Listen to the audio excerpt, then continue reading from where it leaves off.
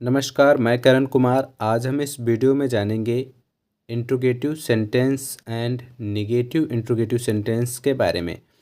अगर आपने अफर्मेटिव और नेगेटिव सेंटेंसेस के वीडियो नहीं देखे तो आप हमारे यूट्यूब चैनल पे जाके वहाँ से देख सकते हैं।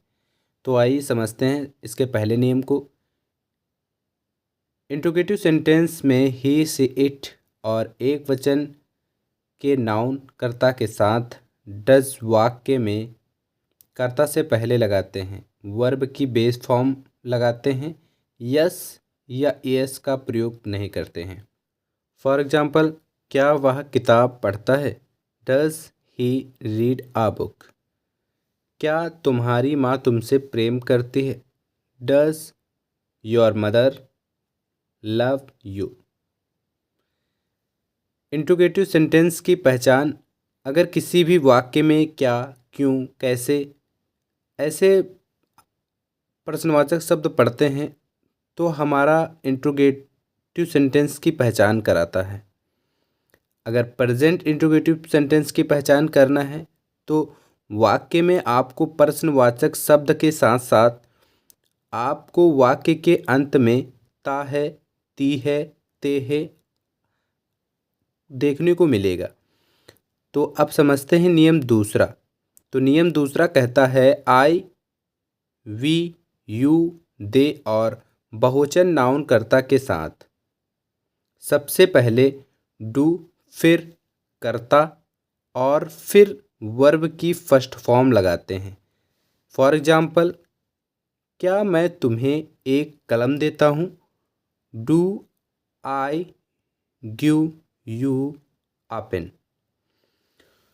तो यहाँ पर डू का प्रयोग इसलिए हुआ है क्योंकि बहुवचन या फिर आई, वी, यू, दे ये होते हैं कर्ता, तो वहाँ पर हम डू का प्रयोग करेंगे। अगर कर्ता एक वचन होता है तो वहाँ पर हम डस का प्रयोग करेंगे। चलिए आगे देखते हैं। नियम तीसरा कहता है अगर वाक्यों के बीच में कब, क्यों, क्या आदि प्रश्नवाचक शब्द हों तो सबसे पहले इनकी अंग्रेजी, फिर डू या डस, फिर कर्ता और फिर वर्ब की बेस फॉर्म आती है। नियम एक बार फिर से पढ़ेंगे। अगर वाक्यों के बीच में, कहने का मतलब है अगर वाक्य के बीच में प्रश्नवाचक शब्द कब, क्यों, क्या, अगर ये प्रश्नवाचक शब्द किसी वाक्य के बीच में पढ़ते हैं तो सबसे पहले हम इन्हीं की अंग्रेजी लिखेंगे। फिर क्या करेंगे? फिर डू या डज लगाएंगे, फिर डू या डज लगाएंगे कर्ता के अनुसार।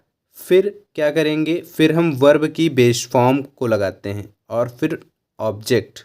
तो समझते हैं, वह यहाँ क्यों आती है? Why does she come here? तो सबसे पहले आपने देखा क्यों को हमने लिया पहले वाई, डज हेल्पिंग वर्ब, फिर करता सी, कम हियर। इसी प्रकार एक और समझते हैं, वह स्कूल कब जाता है? When does he go to school? Rule चौथा समझते हैं, कितना, हाउ मच, कितने, हाउ मैनी, कौन सी, विच के साथ उनसे संबंधित नाउन भी आते हैं। फॉर एग्जाम्पल, तुम कौन सी पुस्तक चाहते हो? Which books do you want? वे कितनी पेंसिलें चाहते हैं? How many pencils do they want? Rule पांचवा समझेंगे, अगर वाक्य में कोई प्रश्नवाचक शब्द ही कर्ता का कार्य कर रहा हो तो पहले उसकी अंग्रेजी, फिर वर्ब लाते हैं हु के साथ। डू या डज का प्रयोग सहायक क्रिया की तरह अफर्मेटिव वाक्यों में नहीं होता है। फॉर एग्जाम्पल, तुम्हारे घर प्रतिदिन कौन आता है? Who comes to your house daily? Rule छठा समझेंगे,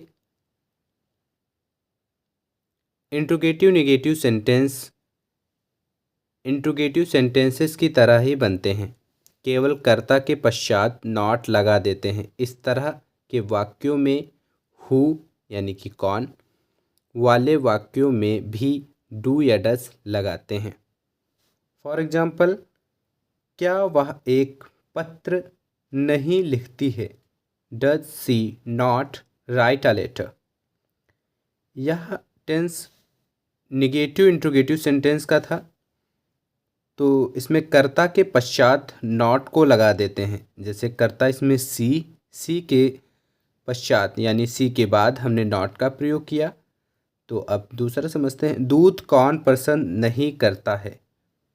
who does not like milk? Rule 7वां समझते हैं। वाक्य के अंत में प्रश्न सूचक चिन्ह अवश्य लगाते हैं। प्रश्न सूचक चिन्ह अगर इंट्रोगेटिव सेंटेंस में नहीं होगा तो वह गलत माना जाएगा, इसलिए प्रश्न सूचक चिन्ह अवश्य लगाएंगे। तो आशा है कि आप सभी लोगों को यह वीडियो अच्छी तरीके से समझ में आ गया होगा। अगर कोई भी चीज़ आपको समझ में नहीं आई है तो आप कमेंट बॉक्स में ज़रूर बताएं, मैं उसका आंसर अवश्य दूंगा।